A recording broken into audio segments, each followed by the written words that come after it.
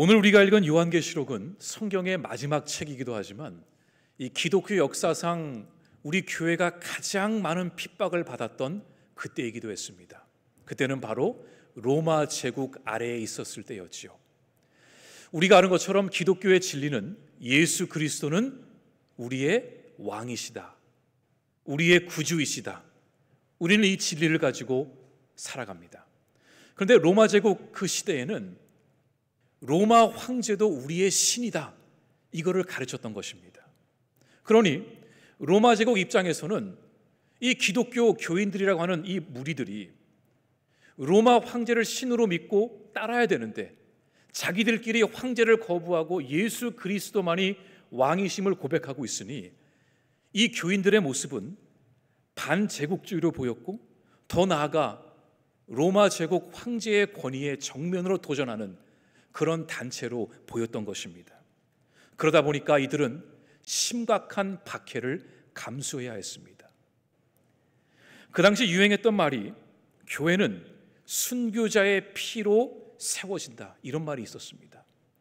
오늘날에 우리가 들을 때에 나름 믿음의 눈으로 우리가 보고 들을 수 있지만 그 당시에 이 말이 나왔던 이유는 그 정도로 많은 교인들이 순교를 당했기 때문에, 얼마나 많은 사람들이 예수님 때문에 죽임을 당했는지, 순교를 당했는지 그 피가 차고 넘쳐서 그 위에 교회가 세워졌다고 말했던 것입니다.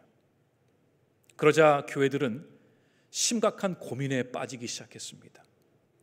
지난주에 봤던 암흑의 성도가 오늘 주일에 보이지 않습니다.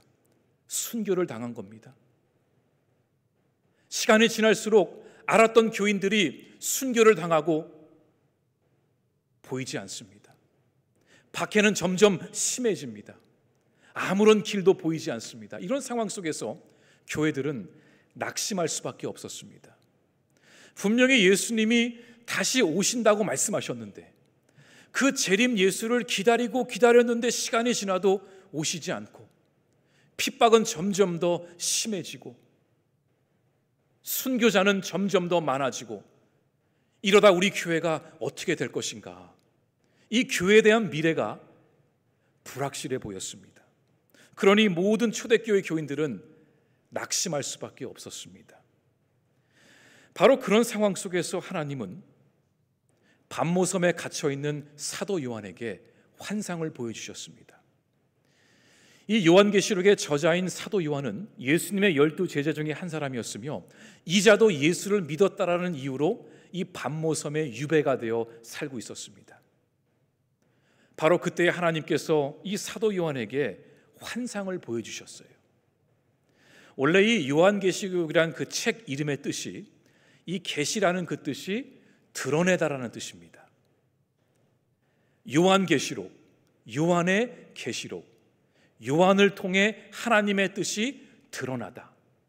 그러니까 하나님은 이 요한에게 환상을 보여주심으로 그 당시 소아시아에 있었던 7 교회들에게 하나님은 개별적으로 메시지를 보내주셨습니다. 여기서 나오는 환상은 우리가 하나님의 음성을 들을 수도 있고, 우리가 어떠한 비주얼한 것들을 우리가 볼 수도 있으며, 또 꿈속에서 보여지는 것들을 의미하기도 합니다. 하나님은 의도적으로 사도 요한에게 앞으로 7 교회에게, 더 나아가 이 땅에 세워진 모든 주의 몸된 교회들에게 하나님이 앞으로 어떻게 하실지를 이 환상을 통해 보여주신 것입니다. 그리고 사도 요한은 그 환상을 보면서 그 양피지 그 종이에다가 그걸 다 받아 적은 것입니다. 그리고 그 내용을 각각 7 교회들에게 다 보내게 된 것이지요. 그 환상의 내용은 이랬습니다. 여전히 교회의 주인은 예수 그리스도이시고 세상과 로마 황제를 두려워할 것이 아니라 영원하신 하나님의 나라를 사모하며 두려워해라. 교회는 절대로 무너지지 않을 것이다. 이 교회의 주인은 예수 그리스도이심을 하나님은 다시 한번 그 환상을 통해 각 교회들에게 전달해 주셨습니다. 그런데 그 7 교회의 교회들에게 각각 주고자 하는 메시지가 있었는데 그 내용이 요한계시록 2장과 3장에 걸쳐서 나오게 됩니다. 그런데 그 교회들에게 보내줬던 그 메시지를 보면은 칭찬도 있었지만 책망도 있었습니다. 그러니까 하나님이 그 7 교회들을 하나씩 얘기를 하시면서 이 교회가 잘하고 있는 것, 못하고 있는 것들을 다 가르쳐 주셨어요. 오늘 우리가 읽은 본문 말씀은 바로 그 7 교회들 중에 가장 첫 번째 교회였던 에베소 교회에게 보내진 하나님의 말씀이었습니다. 첫 번째 교회, 의미가 있습니다. 소아시아를 대표하는 7 교회들이 있었지만 그 중에 가장 먼저 언급이 된 것은 이 에베소 교회는 그 7개의 교회들 중에서 이 장자 교회의 역할을 맡았던 것입니다. 사도 요한이 이 밤모섬에 갇혀서 이 하나님의 환상을 적은 그 내용들을 에베소 교회에 보냈을 때에는 이미 에베소 교회가 세워진 지 적어도 20년이 지난 뒤였습니다. 그 오랜 기간 동안 이 에베소 교회는 어떻게 신앙생활을 했을까요? 하나님께 칭찬을 받았을까요? 아니면 하나님께 책망을 받았을까요? 결론을 먼저 말씀드리면 둘 다입니다. 하나님께 칭찬을 받은 것도 있고 책망을 받은 것도 있었습니다. 먼저 어떤 칭찬을 이 교회가 받았을까요? 그 내용이 본문 1절에서 3절까지 나옵니다. 우리 함께 읽겠습니다. 에베소 교회의 사자에게 편지하라. 오른손에 있는 7 별을 붙잡고 7 근 촛대 사이를 거니시는 이가 이르시되 내가 내 행위와 수고와 내 인내를 알고 또 악한 자들을 용납하지 않은 것과 자칭 사도라 하되 아닌 자들을 시험하여 그의 거짓된 것을 내가 드러낸 것과 또 내가 참고 내 이름을 위하여 견디고 게으르지 아니한 것을 아노라. 아멘. 로마 제국의 핍박 속에서도 이 에베소 교회는 그 믿음을 지켜냈습니다. 타협하지 않았습니다. 진리를 선포하고 교회답게 열심히 몸부림치며 지켜나갔습니다. 더 나아가 그 당시 초대교회 안에서는 여러 이단들이 침투하기도 했습니다. 원래 이단이란 뜻이 정통과 다르다라는 뜻입니다. 우리는 유대교를 이단이라 그러지 않습니다. 우리는 불교를 이단이라 그러지 않습니다. 왜냐하면 그들은 각각 다른 종교거든요. 그런데 기독교와 비슷해 보이면서 뭔가 다른 이것을 우리는 이단이라 그럽니다. 이런 이단들이 교회 안에 들어와서 교인들을 현혹시켰던 것입니다. 그런데 그럴 때마다 에베소 교인들은 철저하게 진리의 잣대를 가지고 그 거짓 선지자들을 구별해내었고 이단으로부터 멀리 떨어져 자신들의 신앙을 보호하고 지켰던 것입니다. 자, 이렇게만 얘기하면은 에베소 교회가 어떤 핍박을 견뎌야 했는지 잘 이해가 되지 않을 수 있습니다. 제가 추가 설명을 좀 드릴게요. 에베소 교회를 처음 개척한 사람은 사도 바울이었습니다. 사도 바울은 여러 차례 전도 여행을 떠나면서 그 지중해를 중심으로 로마 제국 안에 있는 여러 도시들을 다니며 교회를 세웠습니다. 그런데 그 중에 사도 바울이 유독 여러 차례 방문하고 오랜 시간을 보낸 곳이 있었는데 그곳이 바로 에베소였습니다. 보통 다른 곳들은 가서 전도하고 복음을 전하고 가정교회를 세우면 그곳을 떠났습니다. 그런데 에베소는 2차 전도 여행, 3차 전도 여행, 3개월, 2년 넘게 이 에베소에 머무르면서 사도 바울은 제자 양육에 힘썼던 것을 우리는 알게 됩니다. 그리고 에베소는 이 바울에게 있어서 가장 눈물을 많이 흘렸던 선교지기도 했습니다. 왜 그랬을까요? 우리가 에베소가 어떤 도시였는지를 알게 되면 이해가 좀 됩니다. 에베소는 그 당시 로마 제국 안에서 3대 도시 중에 하나였습니다.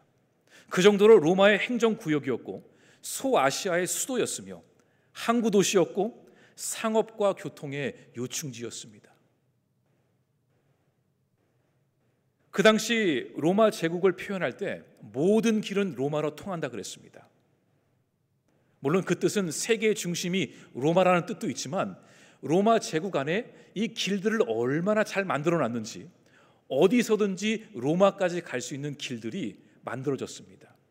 그런데 이런 말도 있었습니다. 모든 로마로 가는 길은 에베소를 통해야 한다. 그 정도로 에베소는 널리 알려진 국제도시였고 부유한 도시였고 매우 중요한 도시로 여김을 받았습니다. 그런데 에베소가 또 하나 유명한 것이 있었습니다.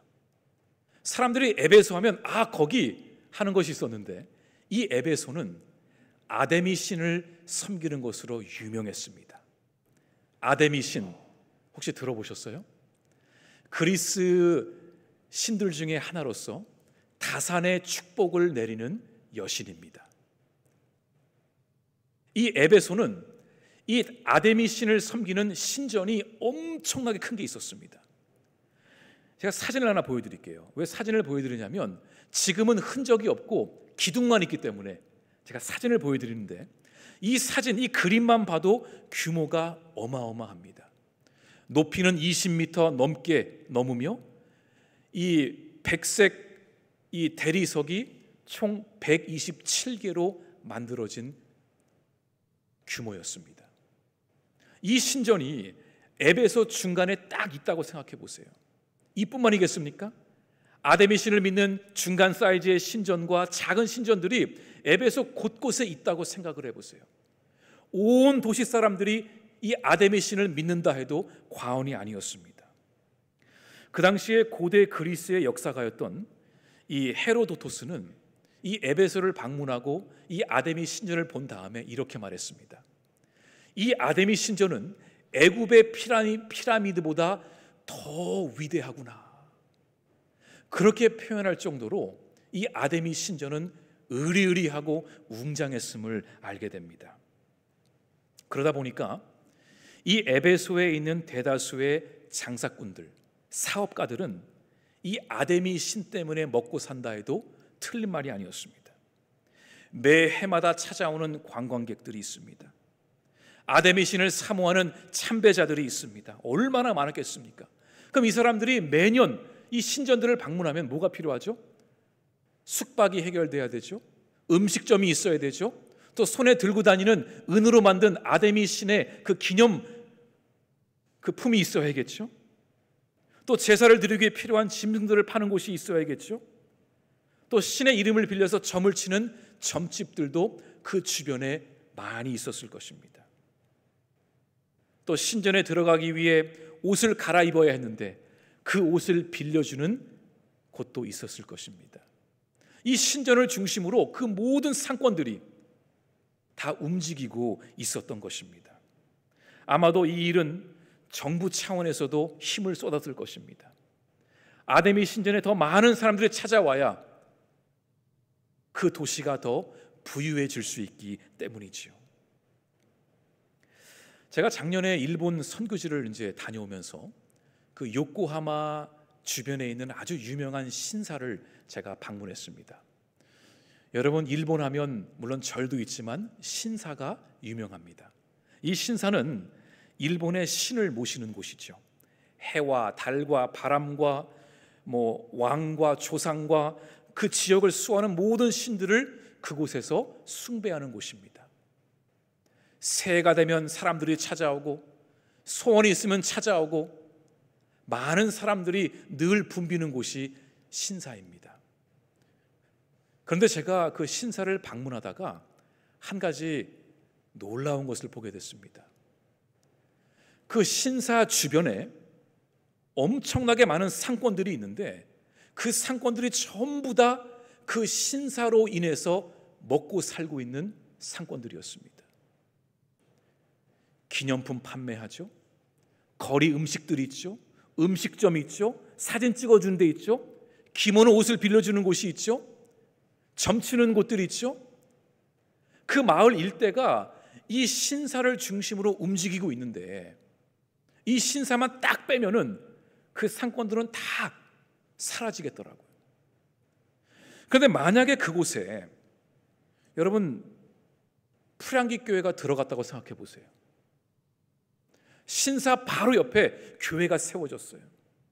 복음을 전하기 시작합니다. 오직 하나님은 한 분이심을 선포합니다. 예수의 향기가 되어 그 마을 전체를 돌아다닌다고 생각해 보세요.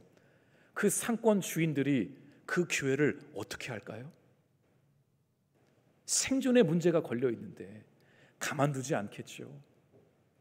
그래서 사도행전에 보면은 이 사도 바울이 에베소에서 전도를 할 때에 여러 번 죽을 뻔한 경험을 하게 됩니다. 그 도시 사람들이 무리로 몰려와서 이 사도 바울을 잡아서 끌어내려는, 심지어는 돌로 쳐 죽이려는 그런 끔찍한 사건들이 이 사도 바울에게 있었습니다.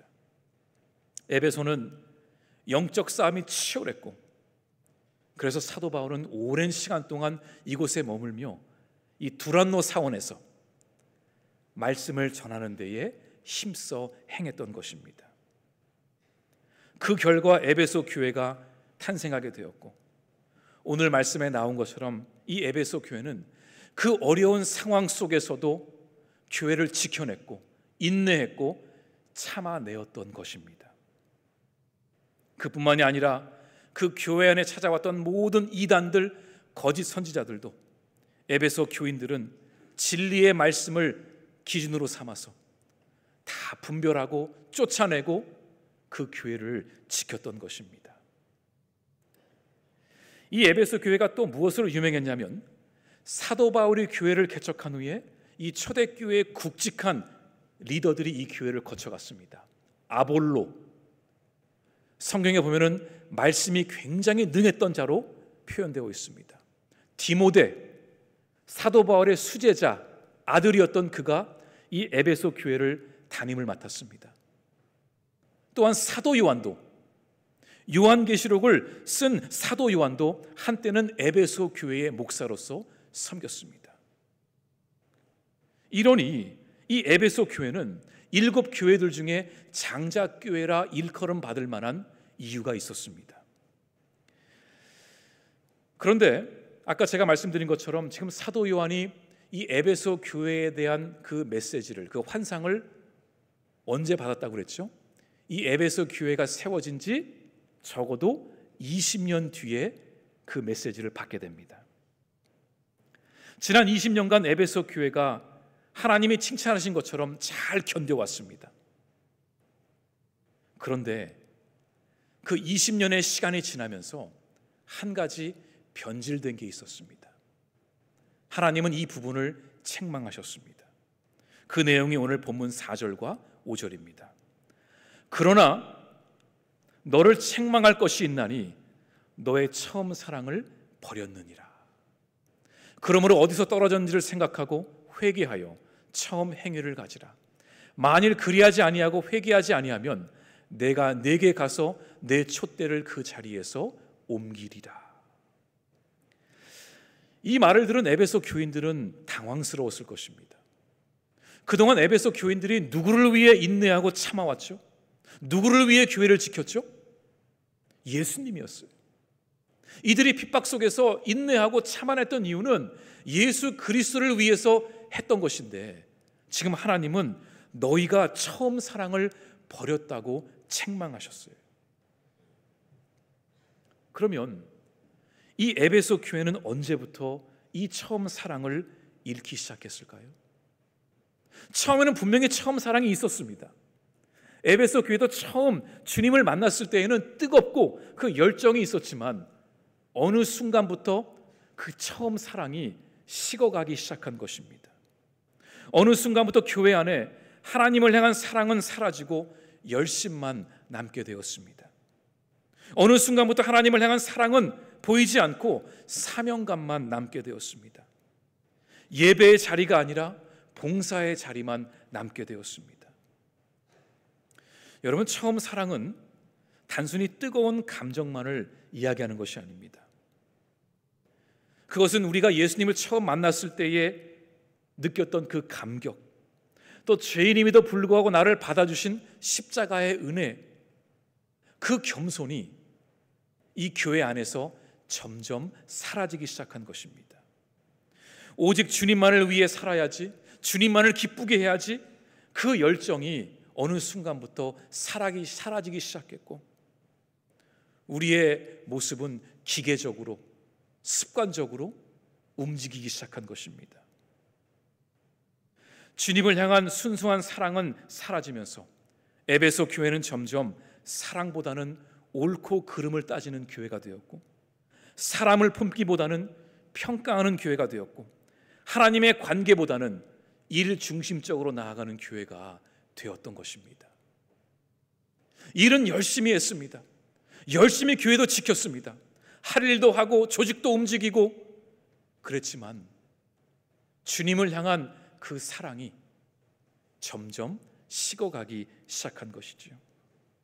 진리를 지키고 이단을 경계하고 건강한 교회를 만들기 위해 열심을 냈지만 정작 예수님을 향한 첫사랑은, 그 뜨겁고 눈물 나는 사랑은 식어가고 있었습니다. 지금 하나님은 에베소 교인들이 다 잘못됐다 그러신 게 아니에요.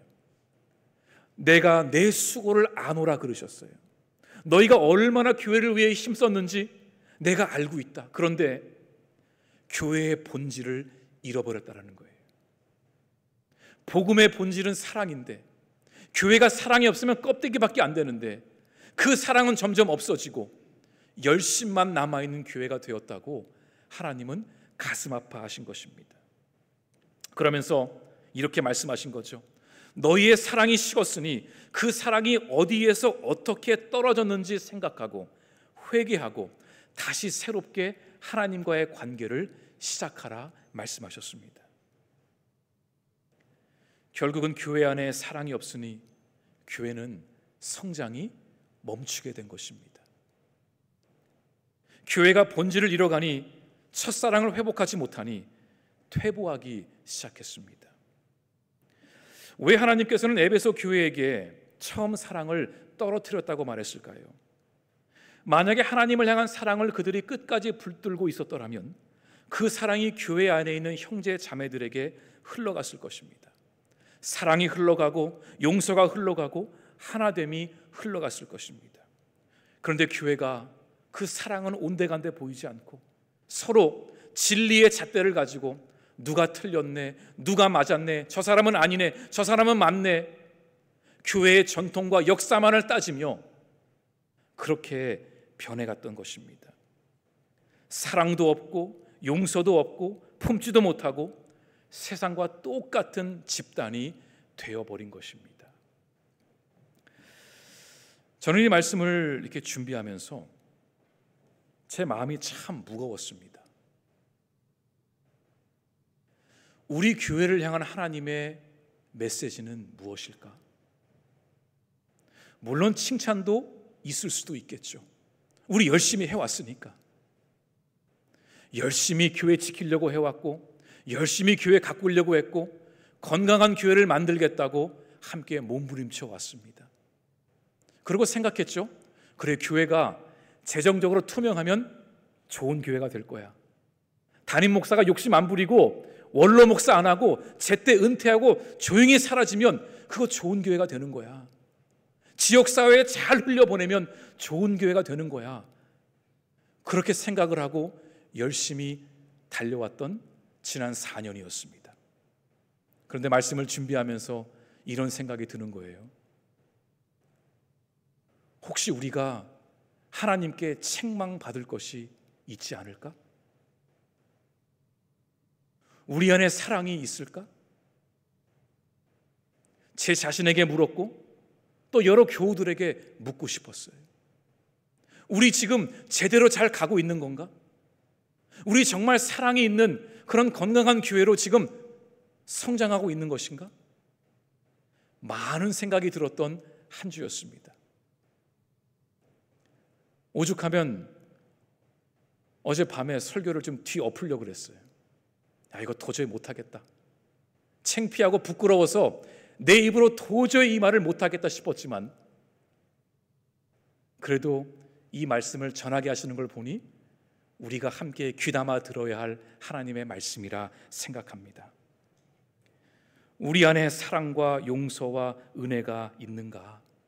우리는 처음 하나님을 향했던 사랑을 계속 붙들고 있는가? 교회가 무너지는 이유는 문제가 많아서는 아니더라고요. 문제가 없는 교회는 없으니까. 그런데 사랑이 식어버리면 그 교회는 하나님께서 촛대를 옮기실 수밖에 없겠더라고요.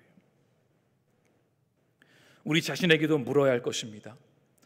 우리는 예수님과 처음 만났던 그 순간을 아직도 기억하고 있는가? 우리는 주님을 향한 사랑이 아직도 식지 않고 뜨거운가? 아니면 기계적으로 습관적으로 사명감으로 신앙생활을 하고 있는가? 교회 안 가면 벌 받을 것 같고 뭔가 안 될 것 같으니까 그런 두려움 속에 교회를 가는 것인지, 아니면 정말 습관적으로 내가 가고 있는 것인지, 내 안에 주님을 향한 사랑이 아직도 식지 않고 있는지를 우리 자신에게 물어야 할 것입니다. 여러분, 잘 생각하셔야 합니다. 기도도 해야겠지만 생각도 해야 됩니다. 내 신앙이 지금 올바로 가고 있는가? 만약에 여러분의 신앙이 침체가 되고 성장이 더디고 있다면 그 이유는 여러분 안에 사랑이 식었기 때문입니다. 이건 분명한 사실입니다. 여러분 안에 있는 사랑이 계속 식지 않고 있다면 여러분의 믿음은 계속 성장할 것입니다. 그런데 그렇지 않다면 지금 이 순간 여러분 생각하셔야 됩니다.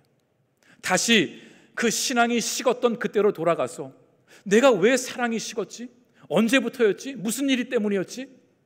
돌아가 생각하고 기억하고 회개함으로 다시 주님께로 돌아올 수 있기를 간절히 바랍니다. 우리는 교리와 진리로 변하지 않습니다. 왜 그토록 하나님이 이 에베소 교회에게 사랑을 강조했을까? 진리와 교리로 변화되지 않습니다. 많이 알고 있다고 내 신앙이 자라지 않습니다. 우리는 오직 사랑으로 변화됩니다. 다른 거 없습니다.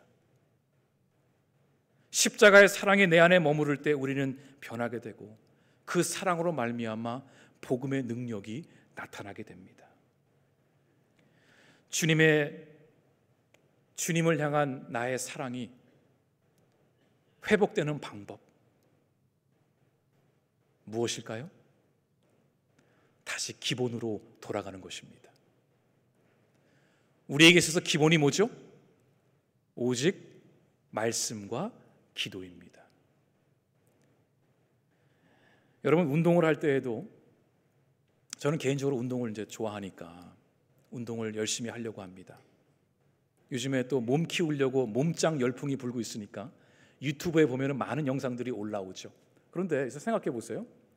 내가 근육을 키우고 싶어서 화려한 동작을 따라하면 근육이 생길까요? 야, 저 선수가 저렇게 몸을 키웠으니까 저렇게 따라하면 나도 커지겠지? 그건 잘못된 생각이에요. 우리의 몸이 성장하고 근육이 붙기 위해선 기본으로 돌아가는 겁니다. 반복하고 꾸준히 하기. 제 아내는 가끔 저에게 물어요. 그 무거운 거 자꾸 드는 게 뭐가 재밌냐고. 하지만 반복적으로 꾸준히 하면 우리의 몸에 변화가 있는 것처럼 우리의 신앙도 말씀과 기도로 계속 꾸준히 나아가면 하나님과의 첫사랑을 회복할 수 있게 됩니다. 교회를 다니는 사람들 중에 게으름을 피는 사람들이 있습니다. 게으름 필 수 있습니다.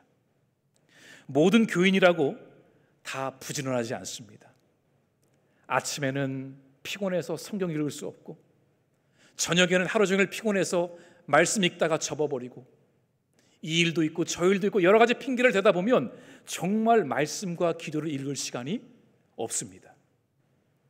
그런데 성숙한 그리스도인들, 하나님을 사랑하는 자들은 어떻게 해서라도 시간을 내어 말씀과 기도 앞에 나아갑니다.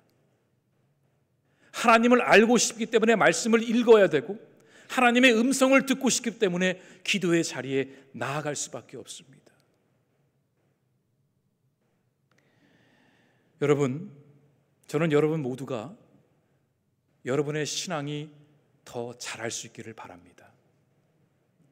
그러기 위해선 늘 겸손함으로 말씀과 기도 앞에 나아가야 할 것입니다. 이 꾸준함 속에서, 이 기본기를 우리가 붙들고 있을 때에 우리의 신앙은 깊어지며 열매를 맺게 됩니다. 여러분의 그 처음 사랑이 어디에서 떨어졌는지 오늘 꼭 깊이 묵상하고 되돌아보시길 바랍니다. 그리고 다시 그 자리로 돌아가서 말씀과 기도로 주님 앞에 나아갈 수 있기를 간절히 바랍니다. 그래서 일보다 하나님과의 관계를 더 중요시 여기는, 사람이 많은 것이 아니라 사랑이 더 많은 저 자신부터 여러분 모두가 그런 사랑의 공동체가 될 수 있기를 간절히 바랍니다. 같이 기도하겠습니다. 사랑과 은혜가 충만하신 하나님, 오늘 말씀을 통해서 우리에게 주신 주님의 뜻 마음판에 새기게 하여 주시옵소서. 우리가 어디서부터 주님의 첫사랑을 떨어뜨리는지 돌아보게 하시고 다시 돌아가 그 첫사랑을 붙들게 하여 주시옵소서. 주님의 그 사랑이 우리의 삶 가운데 충만케 하여 주시고 우리 풀향기 공동체 안에 그 사랑이 흘러 넘치게 하여 주시옵소서. 그래서 하나님, 우리 풀향기의 촛대를 옮기지 마시고 하나님의 뜻 가운데 귀하게 쓰임받는 우리 신앙의 공동체가 되게 하여 주시옵소서. 이 모든 말씀 예수님 이름으로 기도드립니다. 아멘.